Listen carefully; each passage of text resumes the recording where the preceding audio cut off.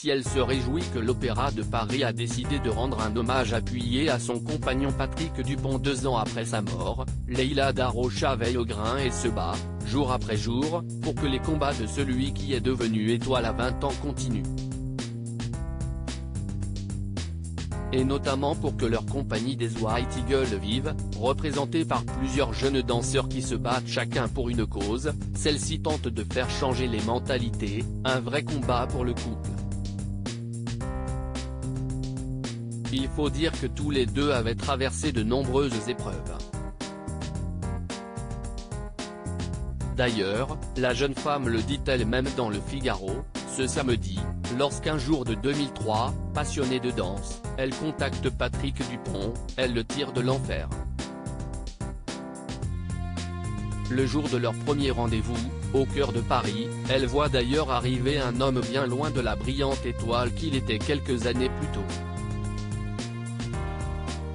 Enroulé dans une écharpe tricotée en grosse laine, il est entouré d'un nuage de tabac et elle ne tarde pas à repérer cigarettes et alcool sur la table devant lui.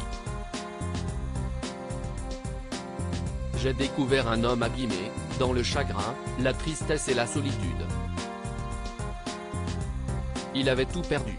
Ses amis, ses fans, son maître, Max Bosoni, mort en 2003, note de la rédaction. Son appartement du parc Monceau avait été saisi, sa maison de Normandie avait brûlé. Il avait eu son terrible accident de voiture après lequel le professeur Saillant lui avait prédit qu'il ne remarcherait sans doute pas. Il pesait 51 kg au lieu de 70, son poids de forme. Il était dévasté par les drogues et l'alcool, raconte-t-elle. Alors elle fait ce qu'elle avait à faire et entre définitivement dans sa vie. Le milieu nous est tombé dessus, elle l'emmène chez elle, où il rencontre sa famille, sa mère, son mari, son fils. Adopté par le clan, il est entouré et Leïla passe de nombreuses années, inlassablement à le tirer de l'enfer. Elle l'écoute le jour, la nuit, suit son parcours de désintoxication qui connaîtra 2 rechutes. Mais 2 fois, sa famille le relève. Le duo, devenu inséparable, finit par monter sur scène lorsqu'un médecin les alerte en 2008, pour lui, il ne reste plus que quelques mois à vivre aux danseurs. Tous les deux décident alors de vivre leur vie et leur passion sans limite. Ils montent Fusion, un spectacle qui mêle classique et oriental et qui ne va pas plaire au métier. Ouest ce que Patrick Dupont fait avec cette fille grosse et moche, qui ne sait même pas danser et qui profite de son nom, elle lui a mis le grappin dessus, entend Leïla. Mais pas de quoi les freiner, le milieu nous est tombé dessus, raconte-t-elle.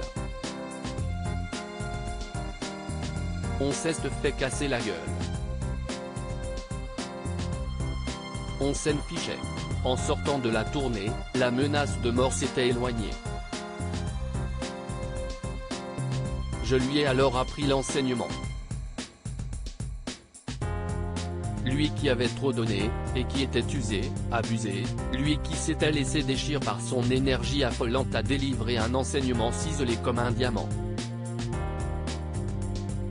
Plus tard, Patrick Dupont redevient la star qu'il a été, notamment grâce à des émissions comme Prodige, ou Danse avec les stars, qui n'ont pas manqué de saluer son talent immense et qui lui ont rendu un hommage appuyé après sa mort le 5 mars 2021.